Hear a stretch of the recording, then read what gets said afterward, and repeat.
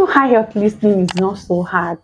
All you just have to do is to understand the strategy. And in this video, I'll be sharing with you the strategies that you can put or you can learn for you to pass your IELTS listening and for you to move to Canada.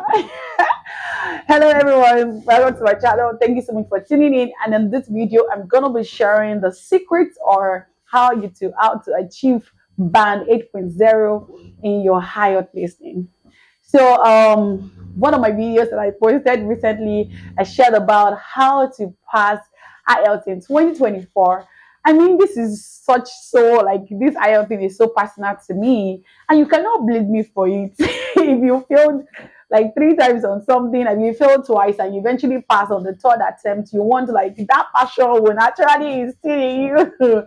But see, I'm so excited about the feedback that I got, and the feedback that I got actually motivated me to do this video.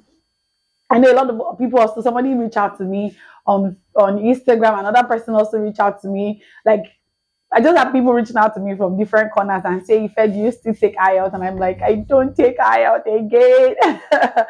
Yes, I used to be I used to be an IELTS tutor, but for now I just like to take a break. Yes, I just like to take a break.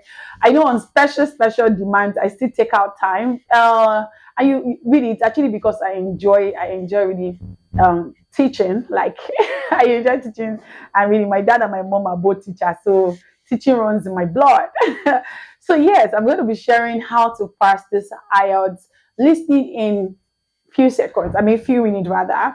So let's talk about it. Like, in case I think I've also shared it before, like for anybody looking at relocating to Canada or like relocation general, like I think Canada basically you need IELTS general, because IELTS actually have two parts. You have your IELTS general and you have your IELTS academic.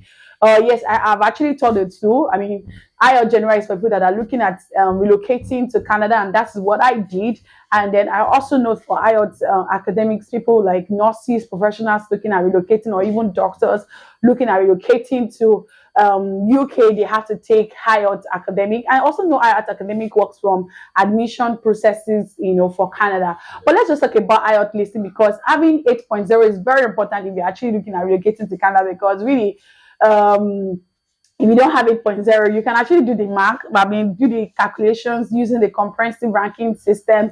You can definitely see that for anybody that scored 7.5, it doesn't matter what you've had in other words, like you have your listening, your writing, your speaking, your reading. If you have less than 8.0, it can actually cost you about 50 points. So this is actually very serious.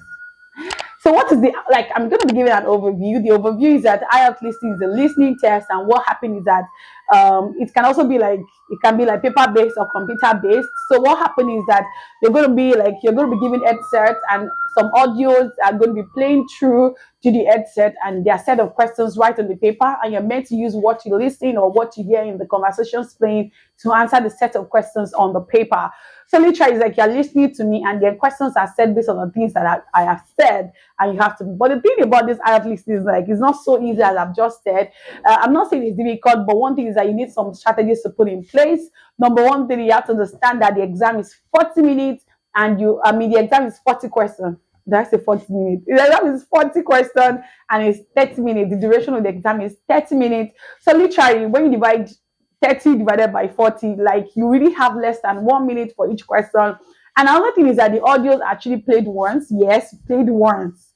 Played once. You can't ask them to pause. You can't say you want to rewind or you want to move forward. It has to be at the same space. I mean, at the pace of the audio, and there's no pause or there's no playback.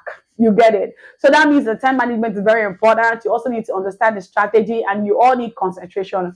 I think the number one rule to pass this exam for you to have 8.0 is the fact that you need to understand the rule of concentration. And building concentration has to start from right when you're preparing for the exam.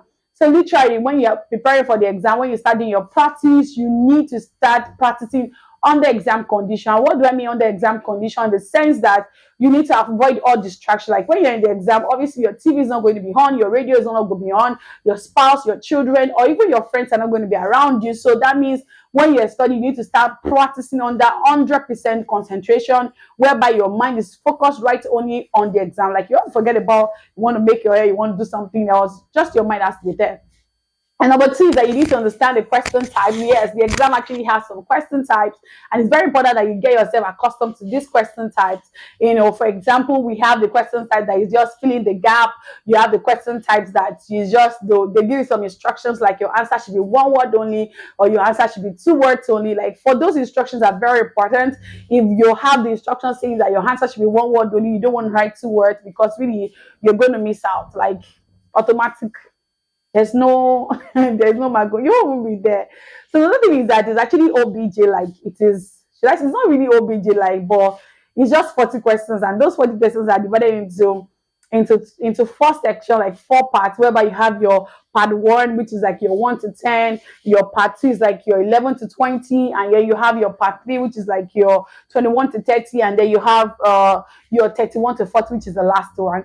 And the audio can come in two ways. It can actually come as a monologue where it's just one person talking, or you can come as a dialogue where it's just two persons talking. Yeah, it's not usually more than two persons. I don't think so. Like it's not usually more than that. I don't think I've seen it three persons talking.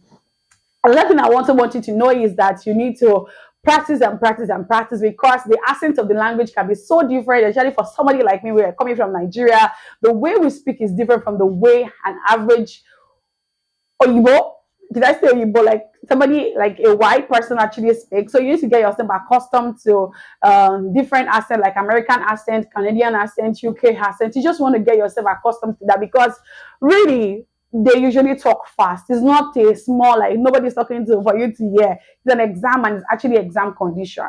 And the last thing I will actually say is that you need to understand what we call synonyms and paraphrasing. Yes, at times what you hear and what's on the paper might not be word for word, but literally they can mean the same thing, and that's why the word paraphrase is very important. So literally, you need to be multitasking. At the same time, you need to read your question, because if you don't read your question, there is no way you're able to pick the answer from the audio. So the strategies are just there. Like it's so easy. I feel like if a lot of people actually spend ample time practicing, you will get your mind in that direction, and getting your 8.0 is not going to be difficult.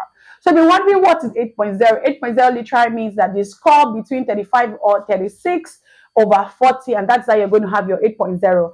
And really, there's no 10 over 10. It's actually, is either you have 8, there's 8.5, there is 9.0. No, there's no 9.5. It's actually ends at 9.0. So really, IELTS listening is not so hard, because I've taken the test 3 times, and really it's not like I have never had to like score lower than 8.0, and not because of I've just mastered the art of concentration.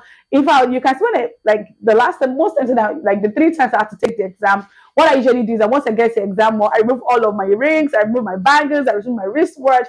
I just want to focus, like I forget everything. This is what I want to focus on, because I know time is very significant. Time cannot be added. Time cannot be removed from it. In fact, most times time is not going to be enough. So look at me. I'm wishing you success. If you're looking at how many materials, like materials, so you can get the materials to practice, get on YouTube. There are a lot of materials you can practice on. Also, there are a lot of YouTube channels that are dedicated to teaching IELTS for free, like E2, IELTS Advantage, Lee's, and many others. You can actually look up to them, and also you can practice with Cambridge module, like at least I think from the latest one, I'm not sure the number now, but I know that you can start practicing from module 14, and then even today it's kind of they are new, and gives you how the exam is going to go. So look at me, I'm wishing you success in your exam. Yeah, so look forward to my next video.